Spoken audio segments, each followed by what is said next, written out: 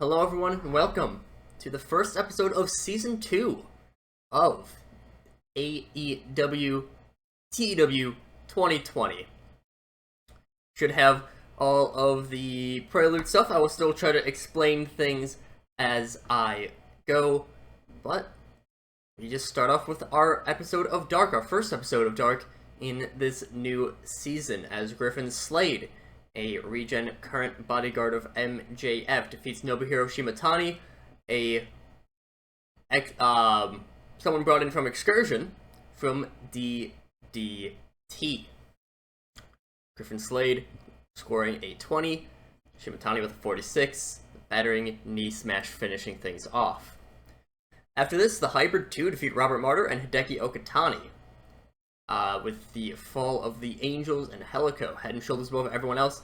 Okatani, the weak link. Okatani, also a DDT Excursion guy.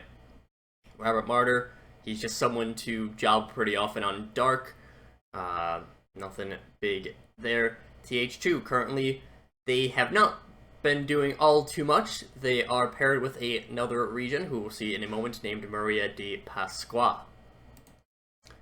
After this, the Latino World Order's Bandito, Shaul Guerrero, and Daga walk out onto the stage. Daga has a mic. He says, "Maria, I get why you're so against us. I mean, you're someone who's content with being nothing in pro wrestling, so who am I to deny you that choice? But there's something I haven't quite figured out about you. Why do you go to such lengths to pair yourself with a third-rate team like TH2? If you joined us, we still could have let you pair with Bandito. But now you're just someone throwing their career away. I get that you want to feel like a strong woman, but what do you think Thunder Rosa is doing with the LWO? Whatever. You mean little to us, and we have better things to do than to bother with one straggler in the midst." So right now, the Pasqua, a Hispanic woman in and of herself, feuding with the revived Latino World Order, that is the Lucha Bros, Vicky Guerrero, Shaul Guerrero, Bandito, Daga, and Homicide. Pasqua used to manage Bandito and Dragon Lee. Now she is paired up with TH2 after Bandito has joined the LWO, and he conveniently already has a nice Mexican flag mask. After this, Nyla Rose defeats Bambi Hall. Bambi Hall is just someone I brought in as a local talent. It doesn't really matter. Nyla Rose has been on quite the winning streak as of late. After this, Ricochet defeats John Silver. Ricochet brought in not too recently. He is part of the Bankroll, the stable led by the former MVP Antonio Banks. It is Ricochet, Big Swole, the Acclaimed, and Jonathan Gresham in the group. John Silver, part of the Dark Order, of course. Dark Order still has Brody Lee around because this save started in August of 2020. So, yeah. Prior to the beginning of the next match, Frederick Hurst is seen in the ring with the Future, and he says, "I see what people are saying in the comments section of Dark and Elevation. That the Future making this claim that they're the real Future, that the next big stars of the tag team division is something that's a bit too big of talk. That the real future of the tag team division lies in Top Flight and Aussie Open and the Acclaimed. Top Flight, okay, I'll grant that. They got a good future. They're damn good. Aussie Open, they're solid, but they've got less personality than a half-eaten bagel. And the Acclaimed, oh boy, the Acclaimed. The future of the tag team divisions with the Acclaimed? They're a bit too old to be the future, ain't they? I mean, I get it, that Max is a solid rapper, he's got some better bars than I do. But those two have gotten their breakups in the big time just a little bit too late for us. The Acclaimed are going to make this list of top 10 tag teams that you forgot about, while the Future are going to make lists of the greatest tag teams of all times. They are the Young Bucks, they are the Hardy Brothers, they are the Steiner Brothers. All of these great tag teams that you see, all those lists, they will be topped by the Future. But the Acclaimed? They got potential to be the bromance at best. All three of these are Regents. That's just the name I'm going to use for people that don't actually exist, but just the game creates. Technically, I'm going to. I should have a video before this that or a couple of videos actually, series of vignettes that goes over all of the Regents, kind of their personal history, try to make them more real people, but I'll be honest that not all of them are actually from the Nightmare Factory. Most of them aren't. Hurst he was our second graduate, I think. First one, I don't think we'll see this week. First one was Nat Murphy. The Future, both of them are actually English, but whatever. They got some good stats. They have been brought in. Frederick Hurst pairing with them. I believe Hurst is 24, Donnie is 22, and Leo is 21. And they've got some good stats, good places for the future. After this, they defeat a aforementioned team in Aussie Open with the Falcons Flight. That is the Future's tag team move. Leo is he's more of an aerial worker, Donnie a ground worker. Still do have a ways to go, but 41-39, that's not too bad for a regen. Going up against someone like Aussie Open, Kyle Fletcher, I think, is really good. Mark Davis, he's also a very solid hand in the ring, but Future are people who are going to get pushed. After this, Miro defeats Ricky Starks with the game over. Big Swole defeats Kira Hogan. Then we host an episode of The Waiting Room, bringing in Jordan Grace as her guest. Britt Baker and Jordan Grace talk civilly for a while until Britt asks in a way that's definitely meant to be mocking why Grace hasn't been wrestling for AEW much recently. And Grace, she laughed it off. She is very pleasant about it. She says, truth be told, well, I've been on this unofficial time away.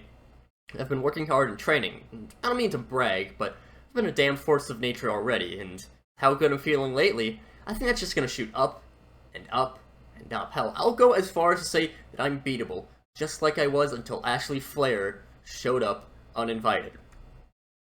We'll see Cynthia Regal in this. She is Britt Baker's sister, since I really don't like Rebel. So, just a replacement. That's another regen. Cynthia Regal, not probably going to be all too much, but yeah. Jonathan Gresham defeats Willie Mack. Deonna Purrazzo defeats Kenzie Page. And then, okay, this is a little bit of a clusterfuck. Mary Dobson, Jessamine Duke, they're just a random paired together team. And Lavender Sky, Roxy, members of the Nightmare family, they get defeated by Dobson and Duke because Jade Cargill, Elena Black, and Nancy Bouchard, who is another regen, all show up. Now, Elena... I forgot to... Whatever. I'll do that next segment. So, I will explain some things in this next one. So, standing tall at the end of the match is Jade Cargill, Nancy Bouchard, and Elena Black. Dobson and Duke quickly leave the ring, and they just don't want to get involved with this. Black and Bouchard continue to beat down the members of the Nightmare family as Jade Cargill speaks. She says, you think that these two are the future of AEW's women division? Please. All this smiling and waving, all this hype as the next blue chip prospects is going to do nothing for their career. You know, they gotta get some edge to them. Hell, all of AEW needs a little bit more flavor, a little more style, a little more touch from a few boss bitches. Jade drops her mic, cocky smile on her face. She leaves. 3 boss bitches leave the ring, leaving the Nightmare family girls battered. Nancy Bouchard, she is a regen as well. Lavender Sky is a regen. Lavender Sky is one of... I'm just going to dub them super regens. I initially got into TEW because of the Reawakened series, which currently right now is doing a Wednesday Night Wars. If you're watching me, you probably know about Reawakened. But Bouchard, she is pretty solid. Lavender Sky, again, one of those super ones. She was a patron prospect in that. Her, Hams Katana, and Morgan Daniels are all of these super regens, as I've unofficially dubbed them in this very moment. So, yeah. Lena Black, I'm going to change her gimmick. I'll take it. It's a great gimmick.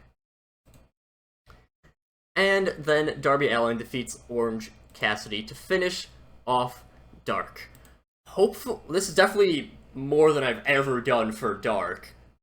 Maybe some of it's just talking slower, maybe some of it's that I'm actually doing more angles. Who knows? We'll see if I can keep this up on Dynamite, because I don't actually know.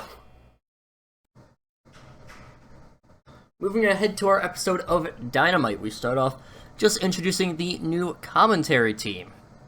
I have replaced Jim Ross with Pat McAfee. Pat McAfee, I have had him signed for a little while. Again, August 2020, he was not fully signed to WWE as their commentator at the time. Now I have brought him in as ours. The kayfabe reason is going to be Jim Ross's health concerns, but the shoot reason is just I don't like JR's commentary. He's just too inconsistent for me. I say being the most inconsistent person ever, but now we have Pat McAfee on the call replacing JR. Our opening match is Io Shirai defeating Vipress, the Clover Leaf. Io Shirai making her debut at Revolution. The reigning Women's Wrestler of the Year. She defeats Vipress of the Rose Garden, the stable of her, Penelope Ford, Kip Sabian, and the TNT champion Garza Jr. Io coming out of the match looking good, not clicking, which is a bit on the unfortunate side. After the match, Kairi Hojo's music plays, and the Pirate Princess steps out onto the stage with a mic. She says, Io, it's been too long since we've last seen each other in the ring. 5 years ago was our last match in Stardom, and since then, we've gone our separate ways. I've been facing a tough road year after year with injuries and poor booking or something. I don't know exactly how to... With injuries and with poor performance, well, you've been one of the best in the world. Well, it's a shame that I couldn't be your first match back. I want to have a match again, just like old times. Io seems excited about this. There's a little bit of a wicked smile on her face as Io nods. Io is clearly planning something. Kairi Hojo, Io Shirai, they were part of Freedom. Or Freedom? I don't exactly know how to pronounce it. Legendary group in Stardom. That was Io, Kairi, and Mayu Iwatani. Mayu is our current women's champion. Io Shirai does actually have quite a few big targets that she could have. Of course, women's champion Mayu, Kairi Hojo, two members of Freedom mentioned before. She has also worked in a stable with Kana before. Kana, the former Asuka, current Asuka, whatever you want to call it. She is also in the company, one of our better workers. But Io Shirai starting off with her old friend, Kairi Hojo. After this, Paul Heyman is seen in his office staring at the camera, and he says, "It is my honor to make this announcement. Last Sunday, we had one of the greatest pro wrestling events of all time. CM Punk made his pro wrestling return. Adam Page was crowned world champion. Io Shirai, one of the greatest wrestlers in the world, has arrived in AEW. But there's more reason to be excited than just Revolution's success, more than just the catharsis brought from the greatest company in the world providing the greatest wrestling entertainment. For months now, me, Cody Rhodes, and Tony Khan have been in talks about launching yet another TV show, and I am damn glad to announce that we have been greenlit. Starting on the final Saturday of the month, AEW will present Rampage alongside Dynamite, and to start it off with the style it deserves, we're having all titles be defended at Rampage. So yes, Rampage, I'm adding that. I'm putting it on Saturdays. I don't really want to go up against SmackDown. This is going to be a full 2-hour show. Yes, technically it would run against some takeovers, I think, but overall, I'm fine with, like, Saturday's a good night for it. Monday, you of course have Raw, Tuesday NXT, Wednesday Dynamite, Thursday. Bit of an open day, but I don't want to do 2 shows back to back. Friday, of course, is SmackDown, and then Saturday putting on Rampage. Get wrestling for every day of the week, except Thursdays, unless you watch Impact, I guess. In which case, I've already stolen most of the top stars have already been taken. But yeah, so Rampage, I'll be having all titles be defended. there. I'm also going to figure out a few more matches, because I want to have more than just a 4-match show. Had a few special Dynamites in the past. This is going to be similar to that. After this, CM Punk defeats Nat Murphy, and they have pretty good chemistry. That's actually good to know. Nat Murphy, if Frederick Hurst, who I mentioned in Dark, if he wasn't the first Regent, Nat Murphy was. Now he's been a little bit floundering, but 71 rated match and good chemistry with CM Punk, that could be something for the future. After this, CM Punk gets a mic after the match, and he sits in the middle of the ring. You know, that whole cross-legged thing that he does. He says, "So, how about that news? AEW's getting another 2 hours more of the best pro wrestling in the world in just a month's time. Now, unfortunately, we'll have to share it with people like MJF, but there's still some upsides. One of the reasons that I came back for AEW is that it has so many bright futures in it. MJF's an asshole, but he's good at what he does. I'll give him that. But when Tony Khan started talking to me about joining AEW, there was a list of people that I said I wanted to fight. And MJF wasn't the first on the list, but he certainly was on the list, and he'll do as a start. Now, positioned right at the top of that list was Darby Allin. Look, kid, you encapsulate everything I love about pro wrestling, and just as a nice little cherry on top, you're really good at your job, too. So how's about we open up Rampage with a bang? Me and you in one-on-one action, Darby. How does that sound?" CM Punk in this series made his debut in the final show of 2021, interrupting MJF, calling himself the best in the world. He then had a match against MJF at Revolution, which he won. Now, going to that first real-life feud that CM Punk had against Darby Allin, going to be spinning a different story with it, mainly because I don't actually remember what the story between Punk and Darby was. Personally, I don't understand the love for Punk, like, to the level that he is. I mean, he's good on the mic. I just wasn't a fan of wrestling at the time that he was super popular. But I'm still going to try to do good with him. And I mean, if he's putting up 87 rated segments, I'm not going to complain. After this, we see a vignette of the Latino World Order in what looks to be an expensive-looking restaurant. Penta and Phoenix are sitting at a table. Both of them are wearing expensive-looking suits while also wearing their masks. Penta also has his little face paint around his jaw. Then Penta speaks because he's the better one at the mic, but Phoenix can also interject here and there. "The Latino World Order lay dormant for over 20 years. Now in AEW, it will return with a vengeance. My brother and I, we are going to claim AEW for ourselves. First will be the tag team division. Those bastards, the Briscoe boys, they are nothing compared to the raw skill that Latino wrestling has. But we are not going to be content with just wrestling for the tag team titles, no. After we take those titles, Ray will take the world title. Me or Dog or Bandito will take the TNT championship or whatever championship Heyman may add with Rampage. And the Latino World Order will become the greatest stable pro wrestling has ever seen." I have not clarified who that story is up against, but I will eventually. Dustin Rhodes then defeats Santana. Dustin Rhodes has recently been doing open challenges, and the next match that he loses will be his retirement match. I just wanted to throw a match in here. He beat Cody at Revolution, now beating Santana. Heyman is then once again seen in his office when Chris Jericho walks in and asks if a new title will be added with the addition of Rampage, and if that should be the case, Jericho should be the first champion. Heyman replies that while they're working something out, Heyman, or they being Heyman and the booking committee, the quote-unquote booking committee, my player character is Cody, not Paul Heyman. So I'm imagining a lot of the road agents are part of this booking committee. But while they're working something out, he plans that the new title will be contested in a short 8-man tournament, and Jericho would not be a part of it. Jericho is enraged in this, and he demands to know why he wouldn't be added, and Heyman just replies that he wants to prioritize younger talents on the roster, and Jericho isn't a younger talent anymore. He storms off, very angry at this. So yeah, see some changes. We're not going to do those quite yet. After this, Jon Moxley defeats Jake Hager. Moxley, probably one of the people that I have booked the worst. Hopefully trying to do better, though. After Moxley's win, the Bullet Club come out and AJ Styles speaks.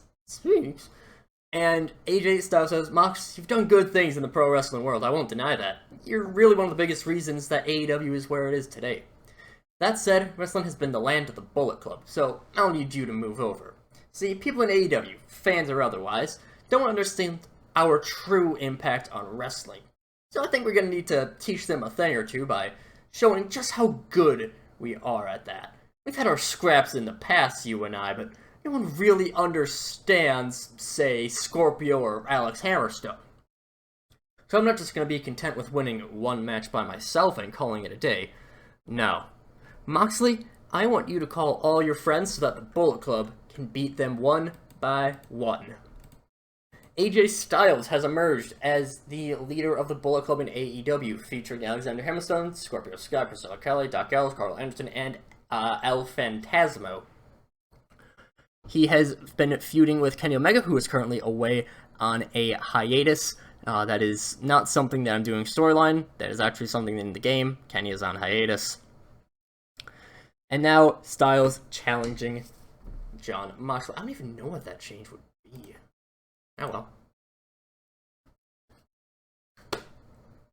MJF segments. I love writing for MJF. MJF is seen sitting in the VIP's Club penthouse, visibly upset. Upstaged by a 40-year-old relic. Just what AEW needed. The best young talent in the world being put down by the old guard. 10 years ago, Hulk Hogan and Eric Bischoff tried to destroy the closest thing to a fair playing field in pro wrestling by doing just that. Just take a look at some of the top names. CM Punk, Chris Jericho, Brock Lesnar. It reads like a pay-per-view guide from 2012. Don't know if you haven't noticed, guys, but it's 2022 now. You all have aged faster than milk in a college student's dorm. But it's not just those 40 or 50-year-olds that's the problem. Look at the rest of these so-called top guys. Our prestigious alcoholic champion aside, the youngest of those top stars is 35. But all the white trash in the crowd eats it up like a dog being graced with wet food. You all throw vitriol and hate at someone who really is the future, like myself. The rest of you are just stuck-up bastards eating up everything those so-called faces throw at you. Let's open the page to the so-called man of the people, Rami Sabay. Tell me, how are those orphan kids? How about your little orphan son Jack? Or all those poor people overseas you pretend to care about? Look, there's nothing wrong with being such a generic and bland person as yourself, Rami. But when you take away the spotlight from people like me, or like Chris Bay, that's when the issues start to flare up. It doesn't help that you were just someone that got themselves over by having a supposedly catchy theme song, or by being friends with someone who is always better than you, or by being a massive punching bag and throwing yourself all over the ring like a dying fish. Let's face it, Rami. You've always been kind of shit. People liked you because they could relate to you. Because you excelled at getting beaten up. Just like most of those scrawny marks in the crowd out there. But there always needs to be someone to beat up the nerds like you. And I'll be damned if I'm not the coolest guy in the class. And if I'm not the man for just that. I love writing MJF promos so much. Rami Sabay is Sami Zayn. He has been brought into AEW. He's been calling himself the man of the people. That's his gimmick name. He's just a very generic, very white meat baby face. Or son Jack. Sabay's second match was a 6-man tag where he teamed with Jurassic Express. MJF is MJF, former champion in the Save, held it for a pretty long time, pinned Jon Moxley. After this, the Young Bucks defeat Bear Country. FTR's music hits shortly after the Young Bucks' music, and they walk out onto the stage. Jax and Cash talk for a little bit how they know that FTR and the Bucks are the two best tag teams on the planet. It's a shame that they haven't been able to prove that with title wins. But before they can continue, Proud and Powerful show up, having a mic of their own. Santana and Ortiz echo that regard that they made about not being able to prove that with title wins. And they throw themselves into the mix of the best tag teams. They say that it was a disgrace that they never got to defend their titles on TV. They mention that all three teams have something in common, that all three of them want to improve their records to get to the top, and they want to challenge themselves in doing so. So, Proud and Powerful challenge FTR and the Bucks to a miniature unofficial tournament, them offering singles matches if they want, and all three teams accept this proposal. FTR were tag champs, took them from Adam Page and Kenny Omega, dropped them to Private Party. A few months later, Proud and Powerful took the titles after a vacancy, did not get to defend them at all before losing them to the Briscoe brothers at Revolution. Young Bucks have not been champions quite yet, but they are definitely our best tag team in terms of performance. After this, Ashley Flair is seen with members of the Queen's Court. The group is planning training sessions, and Flair mentions that one of the best ways for them to train is to win gold in other companies, and that each week, all three of them will report with a new contract offer. But as they're talking, Shotzi Blackheart rolls in on her tank. She just is having fun. She's not meaning any harm by the intrusion, but she brushes it off with annoyance and continues talking. Flair brushes it off with annoyance, continues talking after Shotzi, saying that she plans to win the Impact Women's title. Stories to explain about all these. Shotzi Blackheart, one of the first signings that I made. I personally don't quite understand her, but some of my friends really do, so we're in for that. Ashley Flair, of course, was Charlotte. She was on hiatus to start off the series, and her contract with WWE had run out before the hiatus ended, and just because of the way that the game works, she did not get renewed, so I just brought her in. Planned to only have her for a year, and then WWE just didn't try to take her from me, so I guess she's still around. Queen's Court, those three ladies in the middle, they are all Regents as well. All of them are pretty solid. Bernice, especially that first one, she has been very good, and I'm hoping that they can do pretty well in the future. And in our main event, Fergal Devitt defeats Tony Deppen, Fujiwara armbar. They have great chemistry, and Devitt scores a 95, but Adam Page was weak at the announcing desk, because he was on commentary for the match. He gets up afterwards, and he's ready to leave, but Page is stopped when Devitt is handed a mic by Jacob Fatu, who is his partner in his own little stable that currently isn't really a stable, it's just him and Fatu. Devitt cuts a very tired promo because he did just have like a 17-minute match. Just sounds like we already have our match set up. We already have our time set up for our match, Hangman. End of the month, me and you for that world title. You better be ready for it. And Page just very casually nods. The show fades to black as Devitt is smiling. Of course, Adam Page won the world title at Revolution, beating Pac for the title. Fergal Devitt, the former Finn Balor, came into AEW at Double or Nothing 2021. Showed up in the Casino Battle Royale, and proceeded to do quite well for himself. Did not end up winning, I don't think. Did he?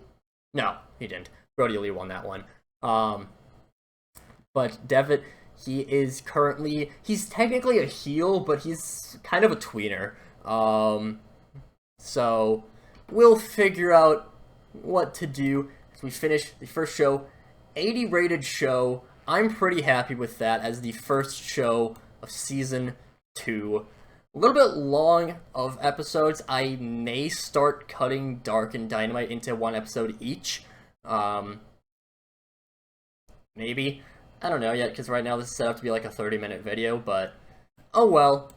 I'm still happy with this. Start of Season 2, and part of it's just me explaining a lot.